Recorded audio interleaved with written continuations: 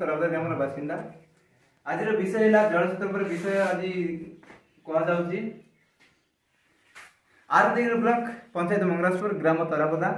এই ତରାପଦା ଗ୍ରାମର এই ଆଜିର ପରିସ୍ଥିତି ଏଇଆ ଯେ ପ୍ରତ୍ୟେକ ଗ୍ରାମରେ ଜଳଛତ୍ର ପାଇଁ ମାଟି ହାଣ୍ଡି ଯୋଗାଇ ଦିଆଯାଇଛି, କିନ୍ତୁ ଆମ ଗ୍ରାମରେ ମାଟି ହାଣ୍ଡିର ସୁବିଧା ନ ଦିଆଯିବାରୁ ଆଜି এই ପ୍ଲାଷ୍ଟିକ ବାକେଟରେ ପାଣି ଯୋଗାଇ ଦିଆଯାଇଛି।